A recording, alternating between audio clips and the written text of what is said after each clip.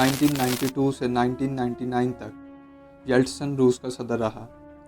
اس دوران روس جو ماضی قریب میں کافی دہائیاں سپر پاور رہا، اس کے لوگوں کا یہ حال ہو گیا کہ غربت اور بے روزگاری نے ان کی گردن دبوچ لی۔ ایک بریڈ لینے کے لیے گھنٹوں لائنوں میں کھڑے ہونا پڑتا، ان کی حالت خستہ حال ہو گئی، اور دوسری طرف چند لوگ دنیا کے بلینئرز بن گئے۔ یلٹسن اپنی ویسٹرن پالیسیوں اور اولیگارکس کی وجہ سے شہرت کھو بیٹھا۔ ایئر 2000 سے پیوٹن KGB کا ایکس آفیسر، جس کا بچپن میں اپنا 10 مرلے کا مکان نہ تھا، روس کا صدر بنا، اور روس کے حالات بدلنے لگے۔ جگہ جگہ پیوٹن کے چرچے ہونے لگے۔ انٹرنیشنل پالیٹکس کو بھی پیوٹن نے متاثر کیا اور دنیا کا پاورفل آدمی بنا۔ اب یہاں سوچنے والی بات یہ ہے کہ کیسے پیوٹن KGB کا آفیسر بنا اور صدر کی سیٹ تک پہنچنے کے لیے اسے کن مشکلات کا سامنا کرنا پڑا۔ کس طریقے سے پیوٹن نے رینگتے ہوئے روس کو دوبارہ اپنے پاؤں پر کھڑا کیا، اور کیسے پیوٹن دنیا کا پاورفل آدمی بنا اور انٹرنیشنل سیاست کو متاثر کیا۔ آئیے چلتے ہیں پیوٹن کے مسٹیریس رائز کی طرف۔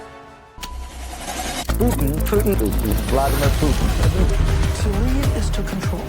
What Vladimir Putin is, he is a KGB agent and if he used his power to elect Donald Trump. He's happy to take credit. That means he won the US election. He's the most powerful man in the world. The world's most powerful person. Welcome to all of you on MF. Vladimir Putin 1952 میں linen grade, جسے اب Saint Petersburg کہا جاتا ہے، میں پیدا ہوا۔ Putin غریب خاندان کا چشم و چراغ تھا۔ اس کا والد ولادیمیر سوویت آبدوز پر کام کرتا تھا۔ پیوٹن کی ماں ریا ایک فیکٹری میں کام کرتی تھی۔ یہ ایک چھوٹے سے فلیٹ پر رہتے تھے۔ چھٹی کلاس میں ہی پیوٹن نے جوڈو اور مارشل آرٹس کی کلاسز کو جوائن کر لیا۔ 1960 میں جب وہ چھوٹا سا تھا، وہ خفیہ جاسوس بننا چاہتا تھا۔ اس نے اسکول کے ہی دور میں USSR کی سیکورٹی فورسز کے دروازے پر دستک دی۔ Knocked on the doors of Soviet security services already when he was in school, and he was sent away. لیکن سلیکٹ نہ ہو سکا۔ ایک KGB ریکریوٹر کے کہنے پر Putin Leningrad state university سے لا کرنے چلا گیا۔ اس نے 1975 میں اپنی گریجویشن مکمل کر کے KGB کو جوائن کر لیا اور 1990 تک وہاں کام کرتا رہا۔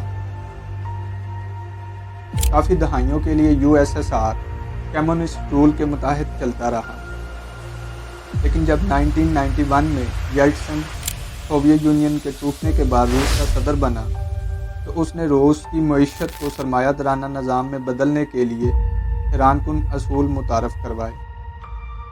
سرمایہ دارانہ نظام ایسے نظام معیشت کو کہتے ہیں جس میں جائیداد، کاروبار اور صنعتوں کے مالک نجی افراد ہوتے ہیں، نہ کہ ریاست۔ وہ اپنی مرضی کے مطابق مارکیٹ میں چیزوں کی قیمتوں کا تعین کرتے ہیں، اور حکومت کی ان کاموں میں مداخلت بہت کم ہوتی ہے۔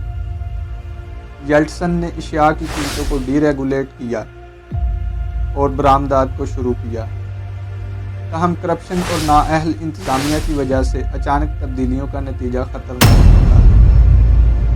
کیونکہ USSR 1918 سے 1991 تک کمیونسٹ نظریے کے مطابق چلتا رہا، کمیونزم کی معاشی پالیسی سرمایہ دارانہ پالیسی کے بالکل الٹ ہے۔ اس کے مطابق جائیداد، کاروبار اور صنعتوں کی ملکیت صرف اسٹیٹ کی ہے۔ مارکیٹ کے تمام معاملات حکومت کنٹرول کرے گی۔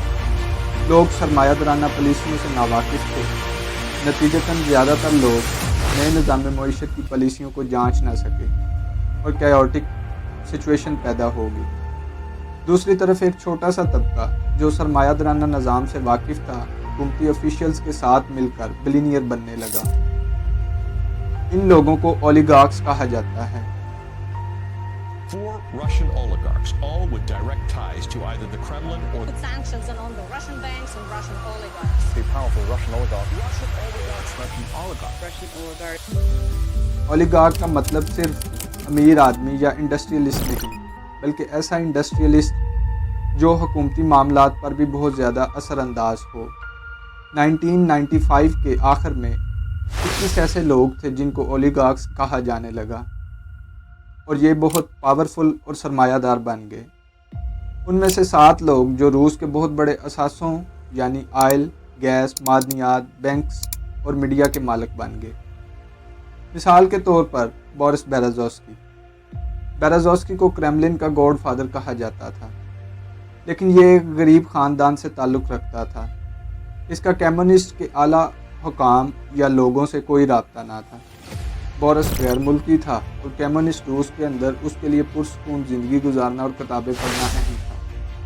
1991 کے بعد روس سرمایہ دار ملک بن چکا تھا، جہاں ایک آدمی جو حساب کتاب میں بہت تیز ہو جیسا کہ بیرازوسکی اس بدلے ہوئے نظام سے ان امیجنیبل حد تک فائدہ اٹھا سکتا تھا۔ اس نے سوچا کہ وہ ٹھیکے پر گاڑیاں خرید سکتا ہے۔ اس نے ٹھیکے پر گاڑیاں لیں اور کافی دیر تک ان کے پیسے ادا نہ کیے۔ تھوڑے ہی عرصے میں روسی کرنسی ڈی ویلیو ہو گئی۔ مثال کے طور پر آپ $4000 میں ایک گاڑی کے حساب سے گاڑیوں کی ڈیل کرتے ہیں، اور جب پیسے دینے کا وقت آتا ہے تو اس $4000 کی ویلیو $1000 کی رہ جاتی ہے۔ اس ابتدائی کاروبار سے بیرازوسکی نے کافی فائدہ اٹھایا، لیکن 1994 میں بیرازوسکی نے اپنے ساتھ ہونے والے ایک خوفناک انسیڈنٹ کے بعد اعلیٰ حکومتی سطح پر بھی روابط قائم کرنا چاہے۔ یہ وہ وقت تھا جب اس نے دولت مند بزنس مین ہونے کے ساتھ ساتھ حکومتی سطح پر بھی اثر و رسوخ قائم کر لیا۔ بیرازوسکی اور اس جیسے کرپٹ اولیگارکس دن بدن حیران کن حد تک امیر ہو رہے تھے۔ دوسری طرف مہنگائی نے لوگوں کا جینا حرام کیا ہوا تھا۔ لوگ کپڑے بیچ کر اپنا پیٹ پال رہے تھے۔ The government's to blame, and so we have to stand here selling our clothes. یلٹسن اپنی ویسٹرن پالیسیوں کی وجہ سے بہت بدنام ہو چکا تھا۔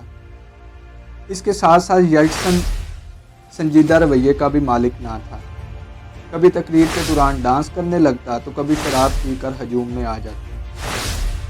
اب وہ لوگ جن کو یلٹسن نے نوازا تھا وہ چاہتے تھے یلٹسن ہی حکومت میں رہے۔ 1996 کے الیکشن قریب آ گئے اور یلٹسن اپنی مقبولیت کھو بیٹھا تھا، لیکن اس کے نوازے ہوئے اولیگارکس نے پھر $1 ملین لگا کر اسے دوبارہ ری الیکٹ کروایا۔ But remarkably, Boris Yeltsin clung on to defeat the communists and win a second term in office. اولیگارکس اور یلٹسن کا سائیکل اگلے الیکشن تک چلتا رہا۔ کم داموں پر بہت بڑے اثاثے عطا کیے جاتے رہے۔ اس رشوت خوری اور کرپشن کی وجہ سے یہ چھوٹا سا گروپ روس کے 50% سے زائد اثاثوں کا مالک بن گیا، جن میں بینکس، مائننگ، آئل، گیس اور میڈیا وغیرہ شامل ہیں۔ مثال کے طور پر رومن ابرامووچ کو $250 ملین کے عوض روس کی بہت بڑی آئل کمپنی سب نیفٹ دے دی گئی۔ 2005 میں ابرامووچ نے وہی کمپنی روسی حکومت کو $13 بلین کی بیچی۔ یہ نوازشات اور عنایتوں کا پہیہ گھومتا رہا اور اگلے الیکشن کا وقت قریب آ گیا۔ 90 میں سوویت یونین بہت نازک حالات سے گزر رہا تھا۔ سوویت یونین کے تمام اہم اقدام اب مفقود ہو چکے تھے۔ 1990 میں پیوٹن ایسٹ جرمنی سے ڈیوٹی کر کر واپس آیا اور KGB کو خیر آباد کہا، لیکن اس کے سینٹ پیٹرزبرگ کے مین سٹی ہال میں بہت روابط تھے۔ اناتولی سبجیکٹ ایک لا پروفیسر کو سینٹ پیٹرزبرگ کا جمہوری میئر چنا گیا۔ اناتولی پیوٹن کا استاد تھا۔ اس نے پیوٹن کو سینٹ پیٹرزبرگ کا ڈپٹی میئر بنا دیا اور برونی معاشی معاملات کی کرسی کو پیوٹن کے حوالے کر دیا۔ یہاں سے پیوٹن نے سیاست میں انٹری ماری۔ کسی بھی کمپنی نے سینٹ پیٹرزبرگ میں اپنی برانچ کھولنی ہوتی تو وہ پیوٹن سے اجازت طلب کرتی۔ اس کا ستارہ پروان چڑھتا گیا۔ پیوٹن بہت قابل اعتبار آدمی تھا۔ آفیشیلز اس سے بہت متاثر تھے کہ اسے جو بھی کام دیا جائے وہ ٹائم پر مکمل کرتا ہے۔ It was very effective, and many of my friends, businessmen, said very often that it's a pleasure to deal with him. Putin کی کارکردگی کی وجہ سے 1996 میں یلٹسن نے پیوٹن کو ماسکو بلا لیا اور پریزیڈنشل سٹاف کا ہیڈ بنا دیا۔ 1998 میں پیوٹن کو روس کی ایجنسی جس کا نام KGB سے FSB رکھ دیا گیا یلٹسن نے ہیڈ بنا دیا۔ اب الیکشن کا وقت قریب آ رہا تھا اور یلٹسن اپنی مقبولیت 2% پر لا چکا تھا۔ دوسری طرف اولیگارکس اب ایسا بندہ چاہتے تھے جو کمیونسٹ پارٹی سے نہ ہو، کیونکہ کمیونسٹ کی جیت کی وجہ سے ان کا بزنس فلاپ ہو جانا تھا۔ مشاورت کے بعد یہ طے کیا گیا کہ آئندہ صدر پیوٹن بنے گا۔ یلٹسن اور اولیگارکس اس بات پر متفق ہو گئے۔ یلٹسن نے پیوٹن کو 1999 میں پرائم منسٹر بنا دیا اور دوسری طرف اولیگارکس نے اسے پرومیننٹ فگر بنانے کے لیے میڈیا پر پیوٹن کے اعلیٰ کردار اور بہترین خدمات کا خوب چرچا کیا۔ آخر کار محنت رنگ لائی اور پیوٹن 2000 میں روس کا صدر بن گیا۔ جب پیوٹن آفیشیل طور پر روس کا صدر ڈکلیئر ہو گیا تو اولیگارکس نے سمجھا کہ وہ پھر سے کامیاب ہو گئے۔ روس کا صدر ڈکلیئر ہونے کے تھوڑے عرصے بعد پیوٹن نے اعلان کیا کہ وہ اولیگارکس کو ختم کرنے جا رہا ہے۔ ایک پریس کانفرنس کے دوران اس نے کہا کہ وہ لوگ جو پاور اور سرمایہ کو استعمال کر رہے ہیں وہ اب اور زیادہ ایک کلاس کی طرح نہیں رہ سکتے۔ اس قدم نے روسی عوام کے دلوں کو مو لیا کیونکہ وہ اس کلاس سے بہت تنگ تھے۔ ایک پرائیویٹ میٹنگ کے دوران پیوٹن نے انہیں پرپوزل دی کہ تم لوگ اپنا سارا پیسہ رکھ سکتے ہو، سیاست سے کنارہ کشی کر لو اور میرے رستے میں کبھی مت آنا۔ ابرامووچ اور بہت سارے اولیگارکس نے ہتھیار پھینک دیے۔ بیرازوسکی اور چند اولیگارکس نے بات نہ مانی۔ آخر کار ان کو جلا وطن ہونا پڑا اور ان کی جائیدادیں ضبط کر لی گئیں اور کچھ کی مسٹیریس ڈیتھ ہو گئی۔ Police say there's no evidence of anyone else being involved in the so far unexplained death of the exiled Russian oligarch Boris Berezovsky.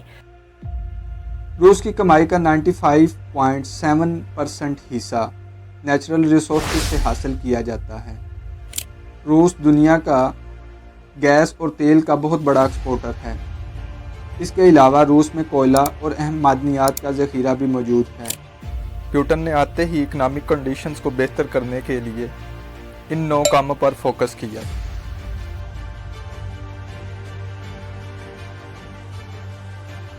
ان کاموں کا نتیجہ یہ نکلا کہ جس روس کو امریکہ گھٹنوں پر لے آیا وہ روس 2008 میں ہی آدھی سے زیادہ غربت ختم کر چکا تھا اور انٹرنیشنل پلیٹ فارم پر ابھر کر سامنے آنے لگا۔ معیشت کی بہتری کے علاوہ پیوٹن کو اپنے اور ورلڈ لیول پر روس کے کمپیٹیٹرز کا مقابلہ کرنا تھا۔ ایک رپورٹ کے مطابق پیوٹن نے اپنے ارد گرد اپنے بندوں کو اہم عہدوں پر تعینات کیا اور اینٹی ویسٹرن پالیسیوں کو اپنایا۔